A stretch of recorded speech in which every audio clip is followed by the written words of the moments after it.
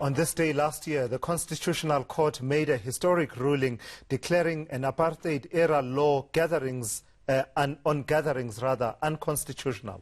The judgment was the result of a 5-year struggle by social justice coalition activists. They were arrested in 2013 while peacefully protesting for sanitation in Cape Town. Dalli Weyers, the coalition's head of policy and research, joins me now from our Cape Town studios. Dalli, thank you so much for coming through. So it seems that despite the jurisprudence and the case law that has gone before the courts and basically setting the grounds and the bounds of the right to freedom of assembly, you are raising concerns as the SJC about whether or not that's translating to the lived reality of activists on the ground. What are your concerns?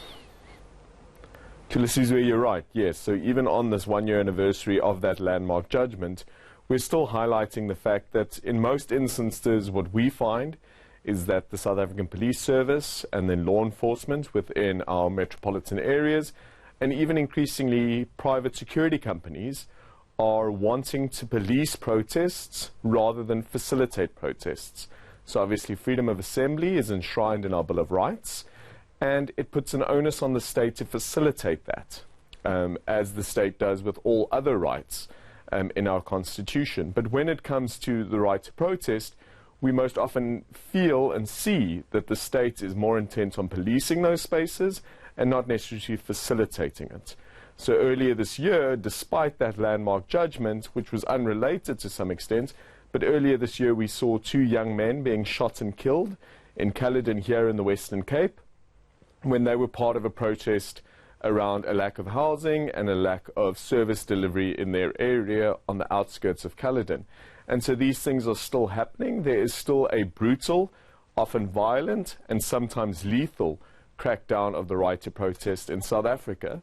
But today, in marking that landmark judgment, we also wanted to highlight that that's also happening in many spaces across the world. What is at the heart of some of the failure to adhere to the rules as set out by the courts, particularly the highest court in the land? Does part of it is part of it rooted in the onerous burden of the Regulation of Gatherings Act? The processes there seem to me to be quite onerous.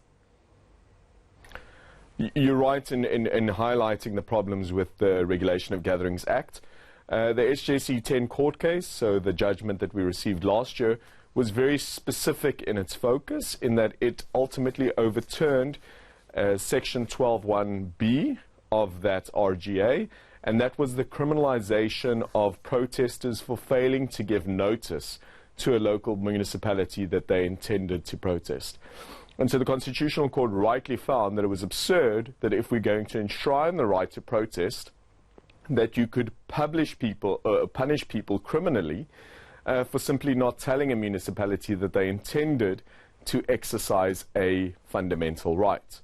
And so that was ultimately declared unconstitutional. But there are many other issues with the RGA. And again, it's approaching and it's informing the state's approach to protest from a policing perspective rather than a facilitating of a fundamental right. So I'm interested to hear then, because you raise a number of other laws that you say continue to be used in a way to frustrate the right to freedom of assembly. But because I'm about to run out of time, let me ask you specifically about one that's relevant at the moment in our context, the Riotous Assemblies Act. The EFF and Julius Malema making a lot about that particular act.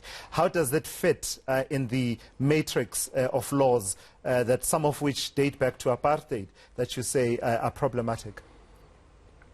Right, so the state, once it's cornered into a specific thing in relation to the right to protest, it's finding other ways in which to clamp down and which to police that space. So the Riotous Assembly Act is definitely one of those.